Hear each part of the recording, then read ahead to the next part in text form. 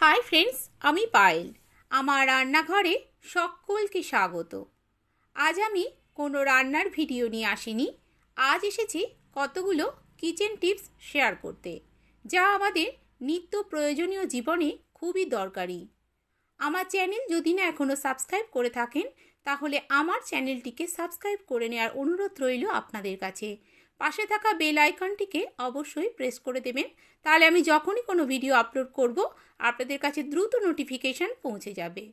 আমার আজকের প্রথম কিচেন টিপস হলো, আমরা ননস্টিক চাটু ব্যবহার করি আর সেটা খুবই তেলচিটে হয়ে যায়, পুড়ে যায়, দেখতে ভীষণই বাজে লাগে।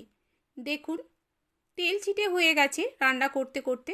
আমি একটা লেবুর টুকরো নিয়ে এভাবে ঘষে ঘষে সমস্ত চাটুটার গায়ে লেবুর রস মাখিয়ে নেব। সম্পূর্ণ জায়গায় যেখানে যেখানে দাগ হয়ে গেছে সেখানে সেখানে এভাবে আমি লেবুর রসটাকে মাখিয়ে নেব। এভাবে মাখিয়ে আমি রেখে দেব প্রায় আধ ঘন্টার জন্য।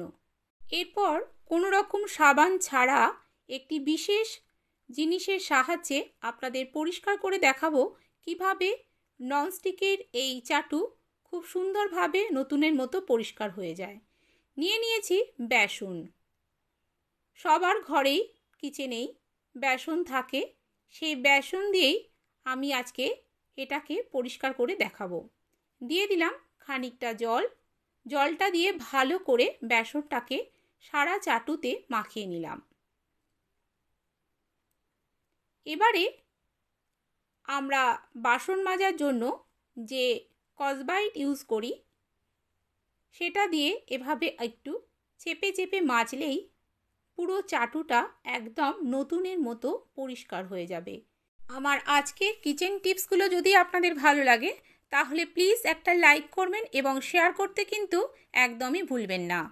এবারে আমি উল্টো পিঠটাও বেসন দিয়ে ভালো করে মাখিয়ে নিয়ে তারপর পরিষ্কার করে নেব। সাবান ছাড়া শুধুমাত্র বেসন এবং লেবু দিয়ে এভাবে ননস্টিকের চাটু আমরা অনায়াসে পরিষ্কার করে নিতে পারি। দেখতেই পাচ্ছেন কেমনভাবে পরিষ্কার হয়ে যাচ্ছে। এভাবে বেসন আর লেবু দিয়ে আমরা যে কোনো ধরনের বাসনকে পরিষ্কার করে নিতে পারি।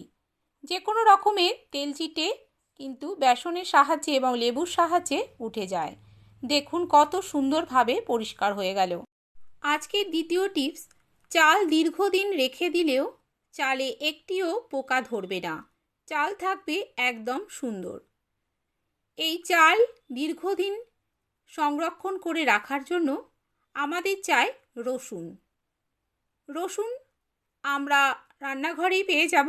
এই রসুনগুলোকে নিচে একটুখানি চেপে দিলেই মুখটা ফেটে যাবে, আর এভাবে মুখটাকে ফাটিয়ে খোসা সমেত বস্তার ভেতরে চালগুলোর মধ্যে রেখে দিতে হবে, একদম কোণে কোণে রেখে দিতে হবে।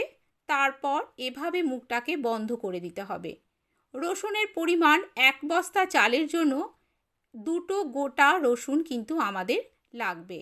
তারপর এভাবে ভালো করে মুখ বন্ধ করে দিলে 1 থেকে 1.5 বছর চালে একটিও পোকা লাগবে না।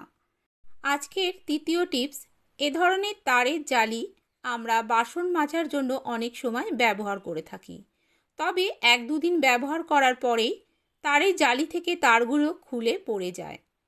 তার জন্য বাসন মাজার পর সবসময় যদি এভাবে জালিটাকে ভিজিয়ে রাখা যায় তাহলে আর কিন্তু তারগুলো খসে পড়ে যাবে না। আমার 4 নাম্বার টিপস, ভাতের ফ্যান পড়ে বা ডাল উতলে এভাবে গ্যাসে পড়ে গ্যাস নোংরা হয়। তার জন্য ভাত যখন ফুটে উঠবে এভাবে একটি হাতা দিয়ে আর ওপর থেকে এরকম 1 চামচ রিফাইন অয়েল দিয়ে দিলে ভাতের ফ্যান পড়ে যাবে না আর ডালও উতলে পড়ে যাবে না। আপনার গ্যাস থাকবে একদম সুন্দর ঝকঝকে পরিষ্কার। এই ছিল আমার আজকের 4টি কিচেন টিপস। আপনাদের কেমন লাগলো অবশ্যই কমেন্ট বক্সে আমাকে কমেন্ট করে জানাতে পারেন। আজ তাহলে এ পর্যন্তই। আবার নতুন কোনো ভিডিও নিয়ে আপনাদের সামনে হাজির হয়ে যাব। আপনারা সবাই ভালো থাকবেন, সুস্থ থাকবেন, সাবধানে থাকবেন। আমার ভিডিওটি এতক্ষণ ধরে দেখার জন্য আপনাদেরকে অসংখ্য ধন্যবাদ।